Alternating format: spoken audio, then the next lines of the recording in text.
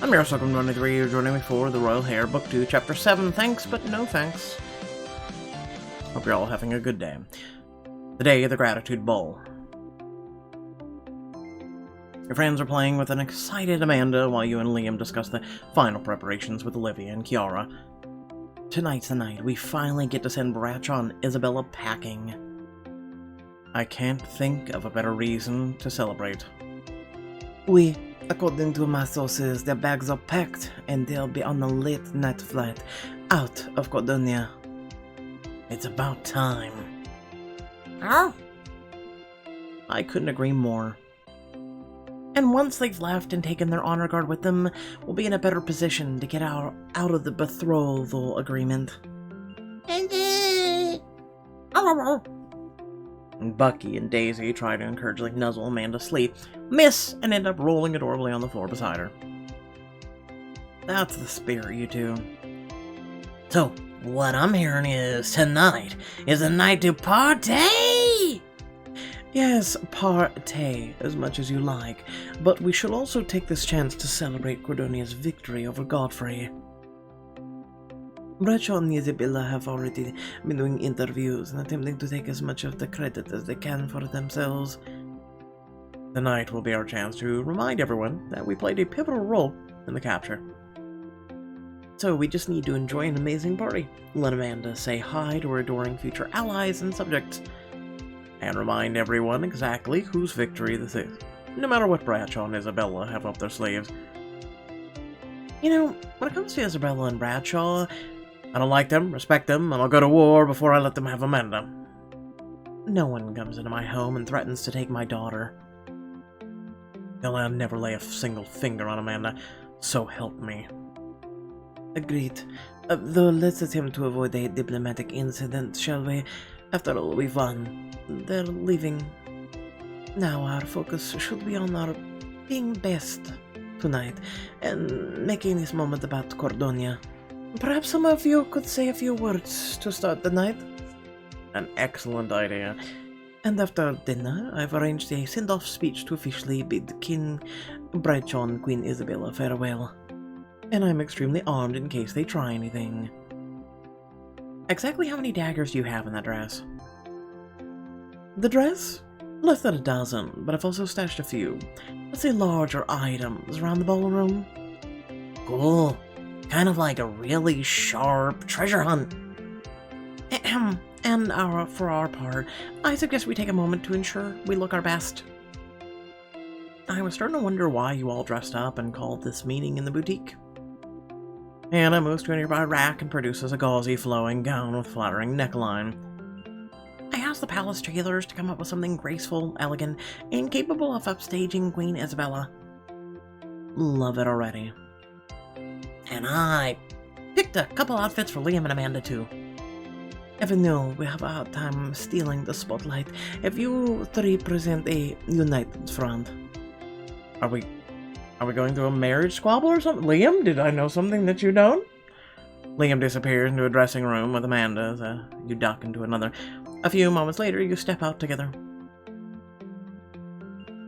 Oh, isn't that adorable? We're all wearing lavender, and I think that's metallic lavender. We'll go with it. Just go with it. What do you do? 45, get the gratitude ball outfits for the whole family, or just myself because I am special and the rest of you are not. For 25. You know, I've never been selfish in my life, so let's go. We all look amazing. Let's show our guest who's running this party. Liam gives you an admiring grin as he holds an excited Amanda out to you. Believe me, Riley, they won't be able to look away. I mean, you kind of do look like Count Dracula with a thing around your neck, but... Then I think we're all ready for the big event. Wait, Hannah's upstaging me. She's wearing a better gown. Stepping into the palace ballroom, you're greeted by cheers and applause from the guests. You see familiar royals and Cordonian nobles among them. Cheers to Queen Riley and King Liam. What a marvelous victory for Cordonia. You're too kind. Not at all. You look fabulous tonight. You captured Cordonia's most wanted and didn't even skip a beat.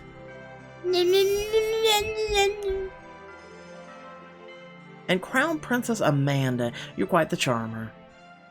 Cordonia is lucky to have such a spirited young princess. Look at her teeny little ball gown, and she even matches Riley and Liam. I should make matching outfits for Merlin, Morgana, and me. Oh my god, why don't you have actual real children? You smile warmly at the crowd as they begin to settle. And thank you all for being here today. We'd like to say a few words of welcome to celebrate. Your words are cut short as the ballroom doors swing open again. Queen Isabella and King Bradshaw sweep into the room flanked by loud trumpeteers. Good evening, everyone. We've arrived. No one asked. Although a few heads turn towards the new arrivals, most of the guests remain attentively looking at you, Amanda and Liam. Your outfits kept the spotlight on your family. I'm sorry, but an outfit isn't going to stop me from turning to look at this loud-ass trumpeter coming in the room, let's be honest. As I was saying, we're so pleased to have you all here to celebrate our victory for Cordonia. Enjoy yourselves, as friends and allies of the crown. The royals and nobles break into applause. An excellent start to the night. You turn towards the Avenese guests, forcing a smile. How nice of you to join us. Pleasure's all ours. And we have an extra surprise. Special surprise for little Amanda tonight. Let me guess, it's her freedom? Oh, you Americans with your notions of romantic love and freedom. This betrothal will be the best thing to ever happen to Amanda. Yeah, okay. She's like, what? 3 to 6 months? You're months old? Yeah, okay. And your surprise? You'll have to wait to find out. Great. In the meantime, I hope you enjoy the big send-off we prepared for you. I'm sure it'll be marvelous. Now we should really say our hellos before dinner. I'm sure everyone's dying to see us. I'm sure. Bradshaw and Isabella disappear into the bustling ballroom. You glance down at Amanda, whose tiny hand clutches the front of your dress. I don't like them either. Don't worry, we will let them have all the fun, will we? Liam grins and presses a quick kiss to your cheek. I'll keep our guests out of your hair for a while. Go work your magic. Who do you talk to? I'm assuming you get to talk to all three. Drake, Olivia, and Madeline. Oh, God help us. Olivia hands Madeline a drink as you walk over. Nothing from me. Correct for once, Walker. I don't know why I expected anything different. Take it as a compliment. She knows you can fend for yourself. Cheers, Maddie. What's this? A toast to us, the daughters of liars and traitors. Welcome to the club. Cheers. Madeline clinks a glass to Olivia and then downs it. Oh, that was a very lot of very quickly. Yeah. Doesn't everyone realize that I helped you capture my father? I shouldn't have even come here tonight. Madeline. Olivia is proof that Cordonia, it's what you do that matters, not your family. We couldn't have caught your dad without you. I know that everyone should know that. I wish they did. It would mean a lot to me. Madeline gives you a sad nod and slinks off. Was it just me or Maddie seem a little off? Volatile than usual? Oh, that's hardly out of the ordinary for her. I'm sure she'll be fine. You should go see to the rest of your guests. Yeah. Yeah. Well, she said her first word, Liam. It was yeah. Anna, Margaret, and Elric. Or Eric. You approach the three of them by a table full of hors d'oeuvres. And then, against all odds to immense chagrin, I realized that the automobile I had acquired didn't even have a carburetor. I hope I'm not interrupting anything too thrilling. Oh goodness, doesn't Princess Amanda have a charming smile? I know, I can never get enough of it. Queen Riley, Duchess Olivia was telling me of Godfrey's capture earlier. I must say I was impressed to hear the boldness of your plan. Please, tell me in your own words. You know I love a good tale. Thanks, King Eric. I would do anything to protect Cordonia. It was an epic event, the glories of which shall be recounted. It was like seeing avenging or Cordonian Avengers come together. You know? You know? I'm actually gonna do it. This place is really full of badasses. Did you know that? And Riley is the baddest of us all. Just marvelous. But why, it reminds me of the time... excuse me. I hear someone calling my name. Make a quick escape as Eric launches into another monologue.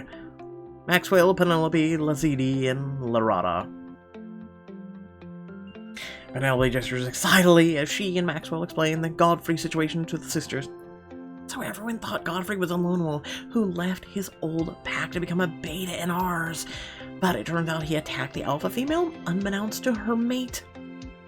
I'm not sure I follow. It's like Godfrey was our dance crew, but he secretly defected, killing King Constantine's dance partner to sabotage the routine. I'm just gonna let this happen. Riley, can you explain what happened with Godfrey?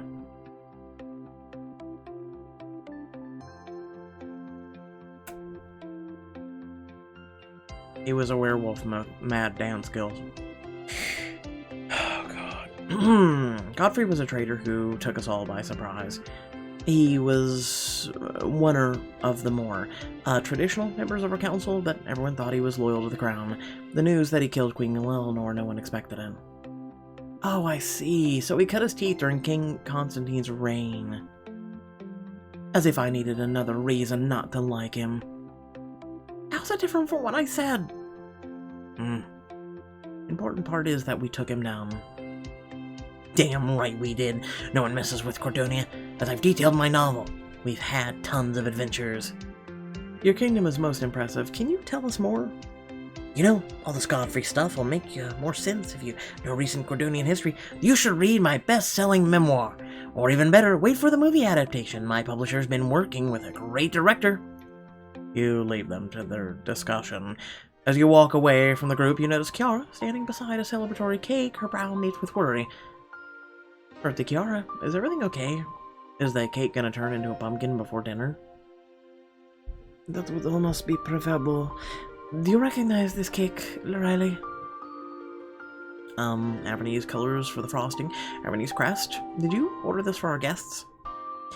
I ordered a cake, yes, but they had someone in their entourage swoop in and make it. All about the Avenel. Vermont. Well, there's a fix for that. How about... their special cake is a terrible accident.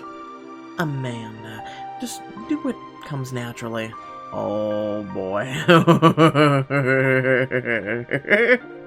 Hulk smash. Nah. You hold Amanda up towards the cake, and she stretches out her little hands eagerly and takes a big swipe out of it. One of the tier of a cake topples to the floor. Whoops, we had a little cake malfunction. Oh, but look how cute Amanda is with the frosting with her on her hands. So precious. Yep, blame the child. Don't blame the evil, sinister mother with world domination in her eyes. You grin at Kiara as you grab a napkin to clean off Amanda's hands. Servants rush over to remove the damaged cake. Cordonia 1, cake 0. It's certainly an improvement. Queen Amalis rushes by right at that moment. Beelining for the dance floor, she stops to regard you and Amanda, her arms crossed over her chest. Queen Riley, Princess Amanda, hello again. I was expecting you to join us tonight. We hope you're enjoying the gratitude ball. Amalis chuckles ruefully as she nods at the king. It's a nice ball, but the Avenel have certainly left their mark on it. Though perhaps the toppled cake is a metaphor. Yes, Amanda wanted everyone to know that Cordonia won't take anything lying down. That's nice, but you know a cake is only the first step. Next thing you know, Avenel will be taking over Cordonia itself. Isn't that a bit dramatic? Cake aside, Avenel might seem like they're all frills, but they've been amassing strength. You should be careful. No matter what they're planning, together I'm sure we can stand up to them. Together, Even if I were interested, I don't think you're in a position to be making another alliance. Because from where I'm standing, it looks like... Queen Riley, our guests are requesting our presence. Oh, goddammit, every time he interrupts. You suddenly notice a growing crowd around Liam, Bradshaw, and Isabella. Liam beckons you over, and you wince. Like they're calling the shots. Amalus disappears into the crowd as you join Liam and the Auvernese royals on the dance floor. Now that everyone's had a chance to say hello, we're here tonight to thank the allies that helped bring my mother's killer to justice, King Bradshaw and Queen Isabella. Yay! Whose side are you on, Penelope? The side of cheering? Don't be on that side tonight, shut up. The rest of the crowd applauds and you hear a few more cursing Godfrey's name. But of course, this was a massive operation, and there were many people who helped with this endeavor. Since Queen Riley spearheaded the important mission, I thought she might like to say a few words. Maxwell steps up to hold Amanda for you, and you open your arms to the crowd. Thank you, King Liam. There are too many people to list them all, but there are a few I'd like to thank. First, Duchess Olivia Navrakis of Lycos. Without her, Godfrey would have slipped right through our grasp. Second, my husband and friends helped to wrangle the press and keep the party in full swing so Godfrey couldn't see the trap closing around him. Bravo! We are simply doing what we had to. As a crowd applauds, you see a Madeline near the front of the crowd, eyes downcast. And one more thing, I'd like to thank Countess Madeline of Fidelia. She put herself in harm's way to help bring down her father and bring him to justice. It couldn't have been easy, but Cordonia owes her a real debt. Thank you, Queen Riley. Any Cordonian would have done the same in my place. And so, let's raise a glass. Just a moment. We couldn't let an occasion like this go by with just the local sparkling wine and what is presumably some kind of apple cider. There are a few polite chuckles, but the Cordonians in the audience remain pointedly silent. So in the spirit of Avenels' ongoing friendship with the Cordonia, let the champagne flow. Together, Isabella, Bradshaw pop open a bottle and pour the first glass. Servants begin circulating the room with platters of champagne floats. And I'll say this for them, they know how to pick a good bubbly. Leo. Sorry. Cheers to Avenel. Cheers. Liam brings you a glass as your guests enjoy their drinks and aperitifs. I hope this is the last trick that Bradshaw has up his sleeve. At least it's a tasty one. Clink a glass against his. To surviving our first few months of parenthood, Godfrey and Avenel. I know things have been tense, but it feels like the tides are changing. Our guests are happy. Avenel's on their way out. Finally. Our friends are keeping Amanda entertained. I'm beginning to suspect you didn't come over here just to give me a drink. Guilty as charged. Tonight is meant to be a celebration, and I can think of no better way to celebrate than by being alone with my beautiful queen. It's a tempting offer. Would it be more tempting if I told you where I want to take you? Only one way to find out. The Royal Hedge Maze is completely deserted right now. You'd have me all to yourself. This is your chance for an intimate celebration with Liam. Sneak out to the Hedge Maze with Liam.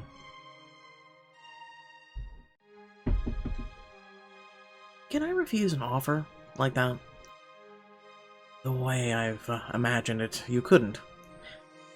You slip your arm through Liam's, and the two of you sneak out of the ballroom into the cool nighttime air, taking a familiar path to the entrance of the hedge maze.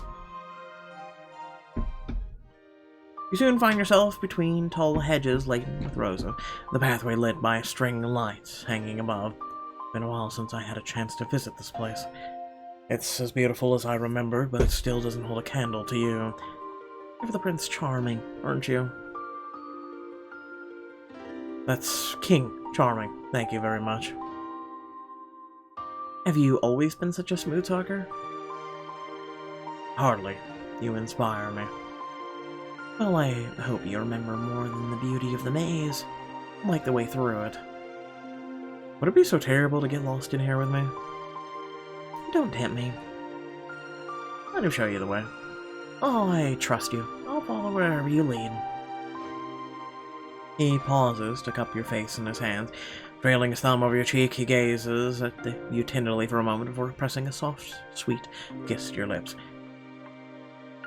I'll never take your trust for granted, Riley. He takes your hand in his and leads you further into the maze. You stroll through the hedges hand in hand, until finally you find yourself in a large open clearing with a burbling fountain surrounded by lanterns in the center. Liam, this is gorgeous. I wanted to surprise you. Then mission accomplished. If you've been planning this all night, I wonder what else you have up your sleeve. How about a dance?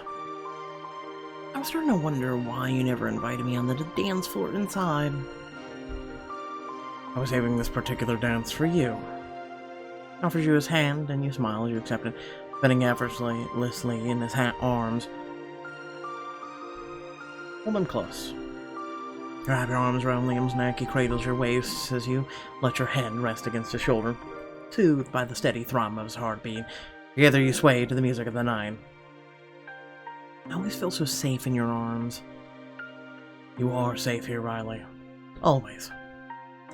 Smile up at him, bringing your lips into a hair's breadth of his. He closes the distance, capturing your lips in a kiss that leave pleasant tingles on your skin. Liam, I came here for more than just kissing. So did I. He traces a finger along your collarbone, then down into the valley between your breasts, his gaze following the path he draws. In the next instant, his lips are on your neck, smattering kisses across your skin as his hands tug at the fabric of your clothes. I like the way you think. I like the way you think. Your own fingers work at the buttons of his jacket as he tears your clothes off of you, tossing them aside before eagerly moving onto your underwear. With that, you're both completely bare, the light of the lanterns flickering across your exposed skin. I'm not sure how I ever kept my hands off of you. As if to illustrate his point, Liam's hands begin to roam your body, his expression reverent as his touch raises goosebumps on your skin. He kisses the hollow of your neck, his hands first seeking out the arc of your waist, then the curves of your breasts. I should drop to my knees, guide his hands lower. Cover his hands with yours and guide it down over your stomach, over your hips, between your thighs. He crooks his finger and you gasp against his lip. Oh, I love the noises you make. His fingers swirl deftly against your skin. Your body begins to hum in response. You close your eyes as his lips find yours again, his fingers continuing to trace their delicate or delightful patterns. Come here. He takes your hand as he sits on the edge of the fountain, pulling you into his lap. You straddle him, wrapping your legs around his body as he braces you with his hands on your back. Liam, don't stop. You kiss him again, your lips crashing together with an urgency that borders on desperation. You rock your hips against his, your bodies building a steady rhythm. But I won't stop until you're completely satisfied. Liam's hands find your backside, drawing you ever closer to his body. Your eyes flutter shut as he kisses you again and again. You clutch at him, running your hands over his hot, dewy skin as you lose yourself completely to feel him beneath you.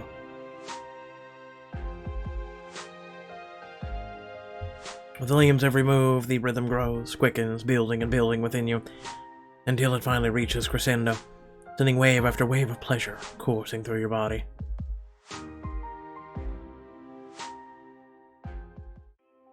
A while later, you lie wrapped in Liam's arms, propped up against the edge of the fountain. The soft trickle of water and the pounding of your heart is all that breaks the silence. We've come such a long way since you first invited me to this garden. Competing for your hand, getting married, surviving a kidnapping, having a baby. Exactly. If only Liam and Riley back then could see us now. We've been through so much together, but we've come out on the other side stronger. It's about time we got some peace and quiet. Peace and quiet's always nice. No more international politics or court drama, just the kind of problems regular parents deal with. As king and queen, I'm not sure we'll ever qualify as regular parents. Being here with you, it definitely feels like we can. This has always been a magical place. I'm glad I've gotten to share it with you. And someday we'll share with Amanda too. There's so much we haven't been able to show her yet. Our girl's life has always been so busy. But with Auvernese on their way home, we'll finally have the time in the world. Time for teaching our girl how to walk. Epic family getaways. If we plan things right, our Amanda's first steps could be on a pristine tropical beach. I like the sound of that. A family trip that's not a tour or a diplomatic mission, just about us. Exactly. Liam runs a finger along your jawline to your chin and tilts your face up towards him. His gaze is soft as he meets your eyes. You know that I'd love move heaven and earth to make our family happy, don't you?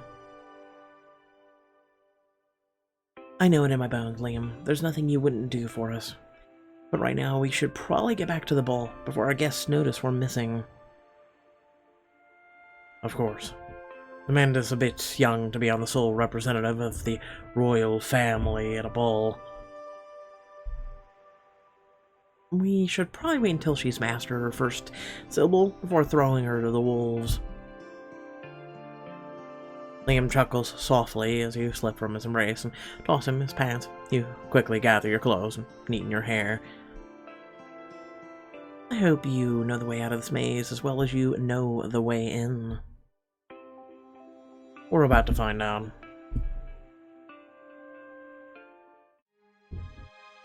When you finally arrive back at the palace, you slip quietly into the ballroom and quickly track down Maxwell, who returns Amanda to your arms.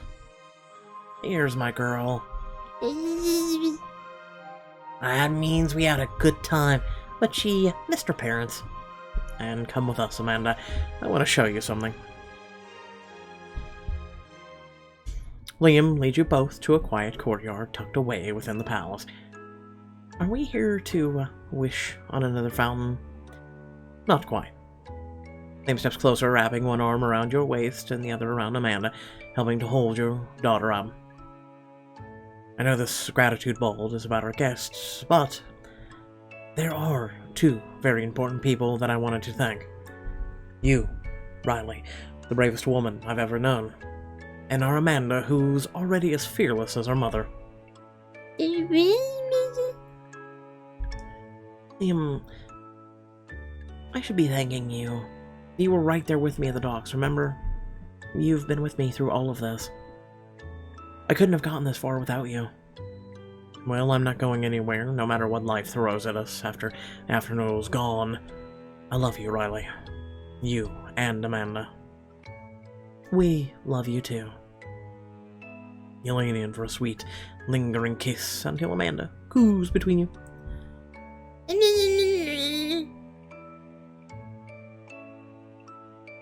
Okay, Amanda, come here. Liam lifts her up and presses a kiss to her cheek. He cradles Amanda in one arm and reaches for you with his free hand. I'm glad I got a quiet moment alone with the two of you before we face Avenels again. Me too. We deserve a little peace and... Hey, that was my piece of cake. Then you shouldn't have eaten it faster. A young boy and girl, both of their faces smeared with the frosting, race into the courtyard. Whoa, slow down. Where did you two come from? The kitchen, no doubt. Bradshaw and Isabella stride into the courtyard with a fashionably dressed woman following them. You know, anywhere she follows is evil. Children, give me your cutest smiles for the picture. Two children give adorable grins until she snaps the photo, and then they go back to running wild through the courtyard. Queen Riley, King Supreme, surprise! Our twins are here to meet Amanda.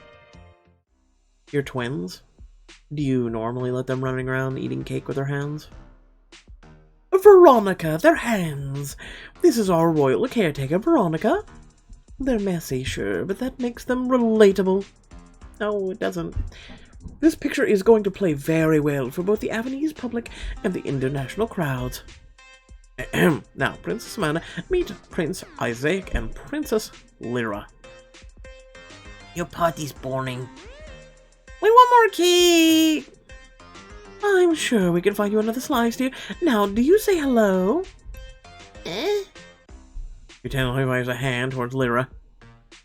So tiny like a doll. And look at her dress. Wait, it's better than mine. And I'm Princess of Avenels. I'm better and best everything. Gimme. Before you can even respond, Lyra reaches out and tugs at Amanda.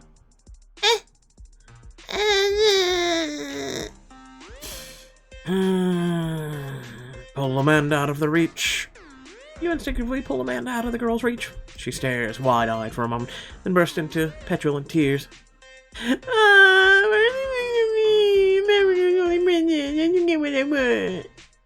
Now, darling, I'm sure Amanda will share everything she has. She's only a baby, after all. Why, you could probably take anything from her, and she won't even notice as long as you give her something shiny to play with.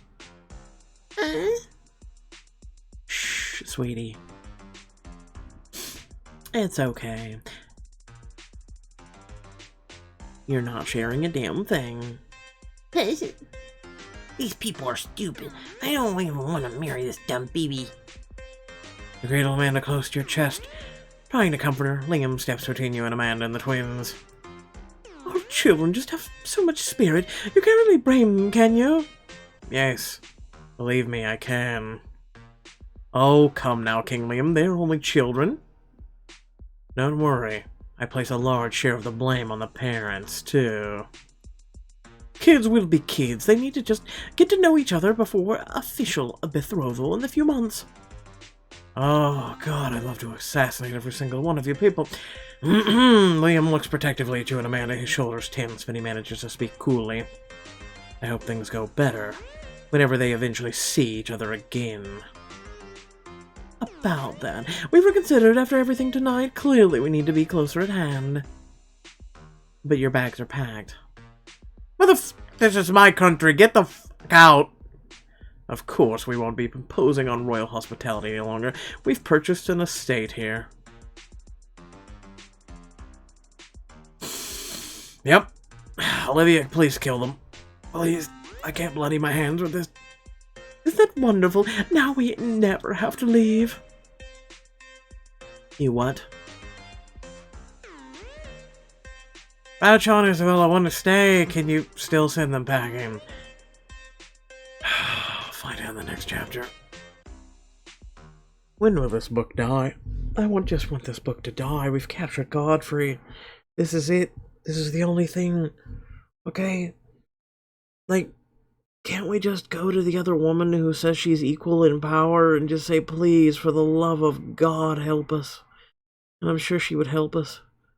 Because also something tells me that they're connected to Godfrey, then this is all just a ploy. Like she said, everything about these Avenel people is about control. Everything is to their doing so far.